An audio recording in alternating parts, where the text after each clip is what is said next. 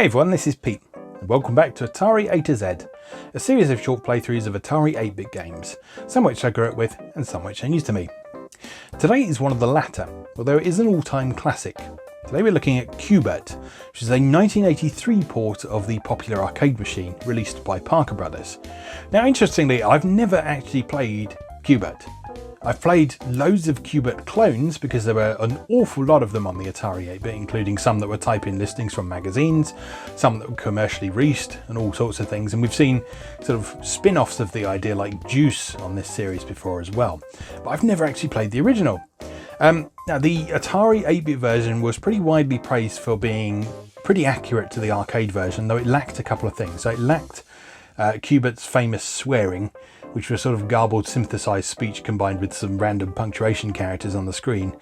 But in terms of gameplay, it was really solid, and it was also a lot better than the Atari 2600 port. The Atari 2600 port wasn't terrible, like the port of Pac-Man was, but the Atari 8-bit version was noticeably better, and the 2600 version had to be sort of pared back in a few ways to deal with its limited screen resolution and capabilities and that sort of thing. So at the time of its original release, Antic magazine called it one of the finest translations of an arcade game for the home computer format, and Creative Computing awarded it the runner-up prize for its Best Arcade Adaptation Award, so it was very well regarded back in the day. So let's go see if it holds up today. Let's go play Bert. Okay, here we are with Bert, the official port. Excuse me, there's my phone, as usual. I've forgotten to mute it. But yes, here we are with Bert. This was the official port. There are a few versions of Bert around the place, one of which is a public domain version, but this is the one that was actually released by Parker Brothers, and so the officially licensed one. So let's have a go. So if you've never played Bert before, you are Bert, which is the bouncy thing there with the big nose, and your job is to change all of the cubes that make up this pyramid into the colour it says underneath change to up in the upper left corner. And you do that by jumping on them. Now, this is a kind of peculiar game for a lot of people because of the isometric perspective. And it actually is an isometric perspective this time rather than a oblique projection or a whatever Crystal Castles used. But yeah, trimetric, that was what it was. Yeah, this is actual isometric. And so what you had to do with this was get your head around the joystick controls because of the angle of view on this, your joystick controls didn't correspond directly with what you were doing on screen. So, for example, pushing left is what I'm doing right now, and that sends you up and left. Pushing down sends you down and left. Pushing up sends you up and right, and pushing right sends you down and right. So it's basically as if your joystick was rotated about 45 degrees to the right, I think. It takes a bit of getting used to. But once you've got your head around it, it's a very sensible means of control. But until then, you may find yourself struggling a little bit. That's sort of the most common place where people find themselves encountering difficulty with early isometric games like this. So because there were no analog controls, this was the only real way you could do it, because you can't reasonably ask someone to push diagonals for every single movement, because pushing a diagonal direction on a joystick is not something that it was terribly easy to do reliably, especially not all the time for every movement you want to make. So it made sense that the controls were sort of transposed in the way that they were. Now, as you can see, our attempts to paint the pyramid are being opposed by various forces. I forget the names of most of them. I remember that the snake thing is called Coily. But I can't remember what the other things are. And Coily comes from that purple ball that bounces down to the bottom, then pauses there and hatches, as you can see there. Then other stuff you got this sort of spidery thing that's going around there. I can't remember his name offhand. You got this green dickhead here who paints the things you've already painted a different colour. And as you can see, you can outwit Coily by forcing him to jump off the side of the pyramid by jumping onto one of those warp pads at the side there. And that gives you a nice number of points there. Now, most of these enemies are fatal to the touch, but the green thing, as you saw there... Whoops. The green thing, as you saw there, you can jump on him to get rid of him, which you will want to do because he is a pain in the ass. Now, each level consists of, I think it's 4 rounds. So we're now on to level 2. And from level 2 onwards, you'll see that the colours I'm painting don't match the change to thing immediately. So you have to actually jump on every cube twice in order to complete the level now. Which means you need to time things like your defeat of Coily a lot more carefully because you've got a lot more work to do.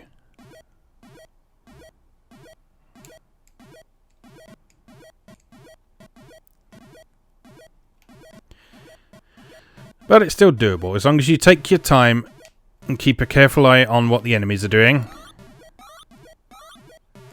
Plan yourself a nice escape route. And try and tackle the cubes in a logical progression. If you're just jumping around sort of willy-nilly, then yeah, you may well find yourself running into difficulties, but... Whoops! And one of the most iconic things about the original arcade version of Q*bert is his swearing, as you saw there. Now, if I remember rightly, the swearing in the original arcade version was done by synthesized speech, just basically making random noises. So it wasn't actual swearing, it was just garbled gibberish that sounded like something offensive. Now, obviously, that aspect is lacking in this port here. But it does at least have the speech bubble, which is probably the most iconic part of him swearing anyway.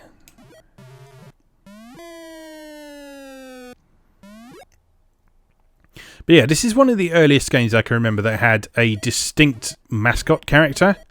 So rather than just playing a game where you were playing, and I quote from an actual Intellivision game manual, The Man, you are just controlling the little man. No, in this you were controlling Q*bert, who is a character in his own right. He's got his own appearance, he's got his own personality. Yeah, he's a proper mascot. Which is not something we saw a lot until a little bit later. So we tend to think of sort of mascot characters as being part of the 8-bit console generation with things like the NES and so on.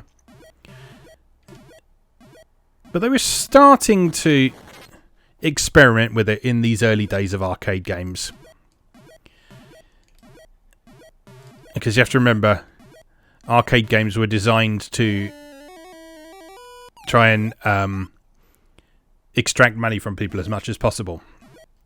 And to that end, you'll see, if you look at a lot of old arcade flyers, most of their marketing is not on how good the game is, but on how well it convinces people to spend money on the game. How good a return on investment you get on buying that arcade machine. In many ways, it's very much like how sort of mobile games and social games get talked about these days. So people who develop and publish games like that don't care about how good the game is, in most cases.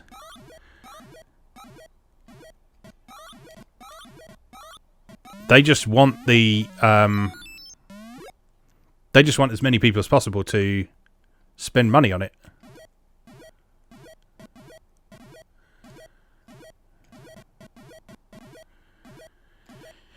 Oh, this is getting tricky.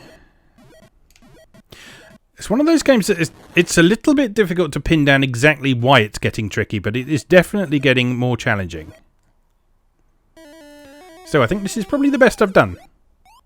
As I gave this a quick go before we started recording here, just to make sure that everything was working. And now we've got a dark level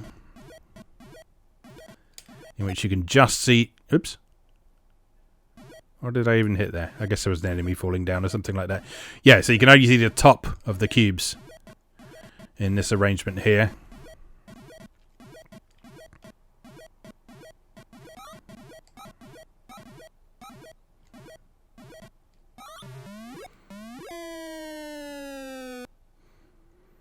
Now you may remember very long time ago at this point. Towards the beginning of the Atari A to Z series, we looked at a game called Juice. And Juice is one of those many Q*bert clones that I mentioned at the beginning. It's not a direct clone because it's not sort of following this exact format. Let's play again while we talk. It's not following this exact format, but it does unfold from a kind of slanted perspective like this, although it's an oblique perspective in Juice's case. And also, even this version actually lacks a scene from the arcade original version where there's a little animation that shows how many times Q*bert needs to jump on each platform. That was in Juice, but not in this port of Q*bert for some reason. I guess it was something to do with memory constraints or trying to fit this on a cartridge or something, because Juice was a disc and cassette based game, so it wasn't subject to the same sort of limitations as cartridge based stuff were. So most cartridge based games, at least in the early days on the Atari 8-bit, needed to fit within like 8 or 16K, which is not a lot of space to make a game in. And so for certain things, corners had to be cut. And it's not because the developers were lazy. In fact, it was the developers working incredibly hard to make sure that they had an authentic feeling version of a popular game available for home computers of the time.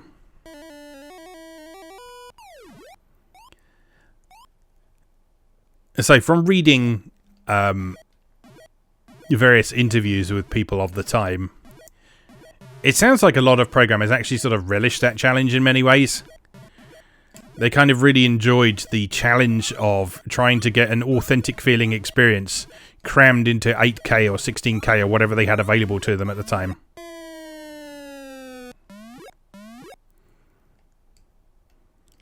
And they've certainly done a pretty good job here in Q*bert. I mean, Q*bert is a pretty simple and straightforward game.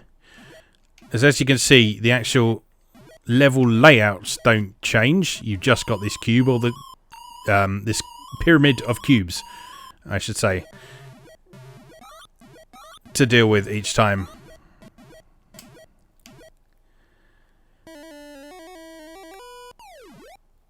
So that was one way that it could save a bit of space, because it didn't need all the unique level layouts. You just needed to change the colours. We've talked previously about how in a lot of early games, something as simple as changing the colour palette was enough to make the player feel like that they progressed significantly in a game. And this is certainly a good example of that. I mean, like even that invisible level we got to previously, all that is changing the grey on the side of the cubes to black, so that the dithering on the sort of front right sides of the cubes you can see is not visible anymore. That's a very simple change, but it completely changes the feel of that level. And that was a very common thing to do in computer and arcade games at the time, for that matter.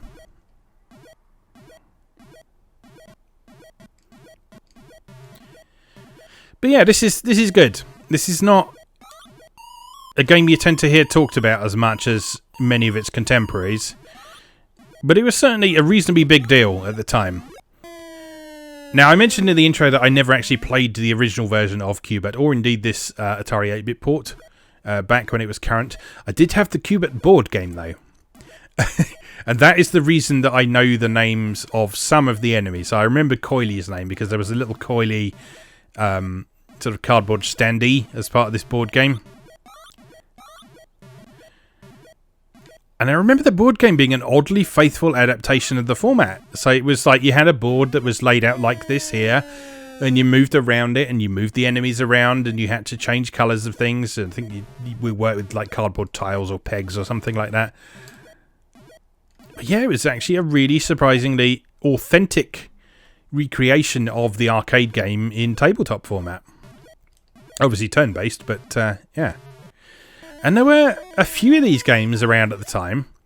One I've actually still got to this day is Defender, which is actually a really good game. Defender actually doesn't really resemble the original arcade version that much, in that it's more sort of strategic affair. Oops. it's more a sort of strategic affair in which 2 players compete to sort of rescue the most humans, and then the enemies and stuff are controlled by a kind of I guess you'd call it an AI system of sorts.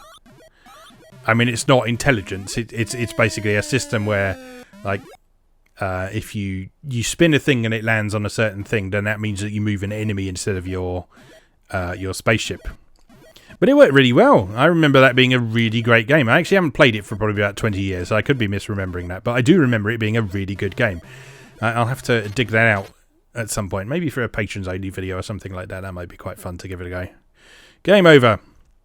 Alright. I think I've probably exhausted my knowledge and skill at Qbert for now, so let's leave that there for now. But yeah, that's a good port. I enjoyed that. I'll be returning to that quite frequently, I imagine, because I had some fun with that.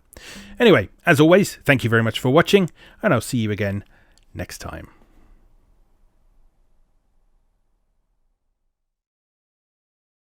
Thanks for watching. If you enjoyed this video, please help out the channel by leaving a like or a comment and subscribing. New episodes of Atari A to Z are on Tuesdays and Atari ST A to Z on Thursdays. Check out atariatoz.wordpress.com for a full archive.